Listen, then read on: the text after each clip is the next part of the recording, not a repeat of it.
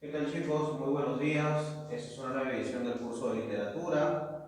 Sí, hoy día estamos 7 de mayo del año 2020 y vamos a ver el tema del romanticismo, ¿ya? El tema número 4. ¿Correcto, chicos? El tema número 4. ¿Correcto? Ahora, ya saben que esta clase está dirigida para los chicos de cuarto año de secundaria del Colegio GUNI en Cañete. Es importante el día de hoy no solamente hacer un exégesis de lo que hemos visto hasta el momento, sino tratar de, digamos, hacer como una especie de, digamos, hacer como una especie de modelo o como una especie de sucesión, ¿no es cierto?, literaria a partir desde el origen de la literatura peruana hasta este movimiento literario, ¿no? Hablando de un modelo o hablando de un canon literario, ¿no es cierto? Vamos a hablar primero de que la primera manifestación de la literatura peruana, ¿no es cierto?, se dio con la publicación del Ollantay. Ya le había explicado, ¿no es cierto?, que esta publicación, digamos, o esta manifestación dramática no es otra cosa que la unión de, o la mezcla entre lo español y lo quechua. La temática era quechua y la estructura era española.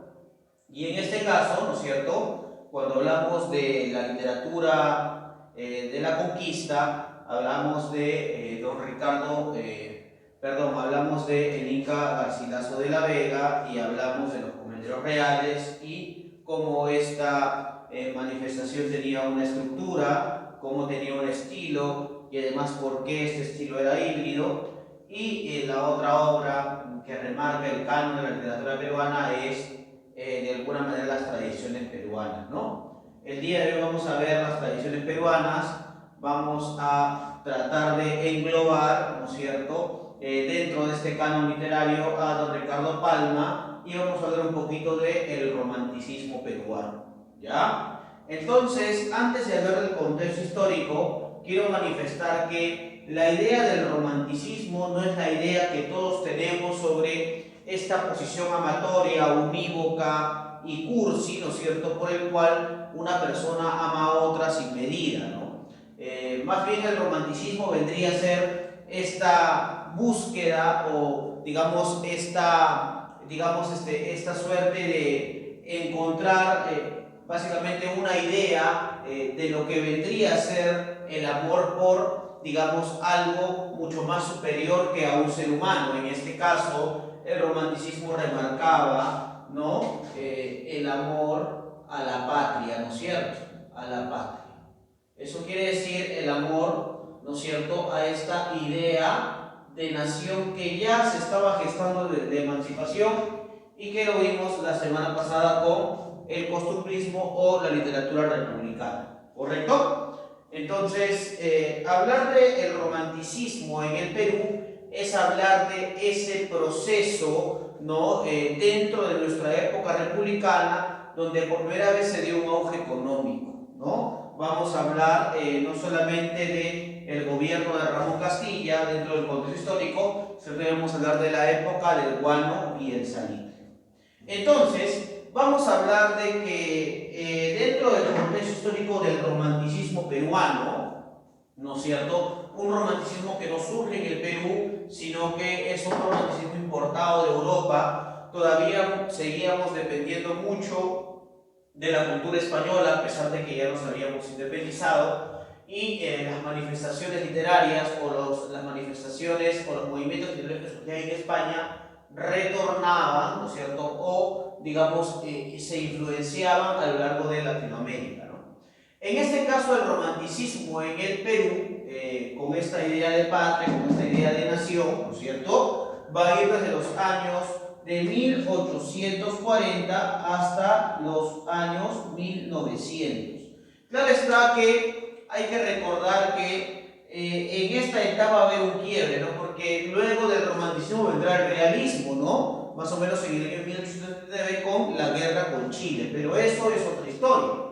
Ahora, en esta época, entre estos años, entre mediados del siglo XVIII, entre mediados del siglo XIX e inicios del siglo XX, vamos a encontrar la presencia del naturalismo, que es la primera manifestación del romanticismo europeo, dirigido por, de alguna manera, el alemán Emilio Zola, ¿no es cierto? El parnasianismo, que es una corriente, digamos, poética francesa, ¿no? Y algunos activos del modernismo, que vendría a ser no otra cosa que la primera manifestación literaria hecha en América y que va a desligarse por primera vez de esta influencia europea.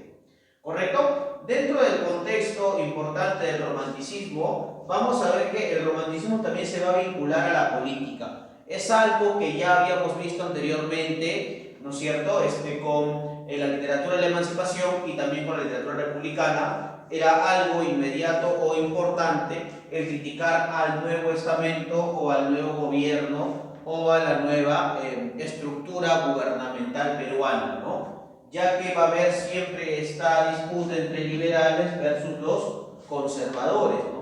Los liberales que aceptaban una nueva república, una nueva institución gubernamental, mientras que los conservadores aún seguían creyendo que de alguna manera el ser colonia de España traía ciertos beneficios. De hecho sí, pero eso no remarcaba la idea de nación que de alguna manera esa literatura estaba tratando de buscar. Mientras los liberales se desarrollaban a través de caudillos, a través de militares, y aquí pues vamos a encontrar, ¿no es cierto?, a Castilla, ¿no?, a Ramón Castilla, ¿no es cierto? Vamos a encontrar esta lucha entre Ramón Castilla versus Vivanco, ¿no es cierto? ¿Qué va a pasar en esta lucha inmediata? Va a ganar Ramón Castilla y luego se va a dar el primer gobierno de Ramón Castilla, o también conocido como la época de la prosperidad falaz, ¿no? Profesor, ¿y por qué se le conoce a esta época como la época de la prosperidad falaz? Porque hay que recordar, muchachos, que es una época de auge económico de más o menos 30 años, donde no hubo más que un desarrollo literario y cultural. Económico no va a haber.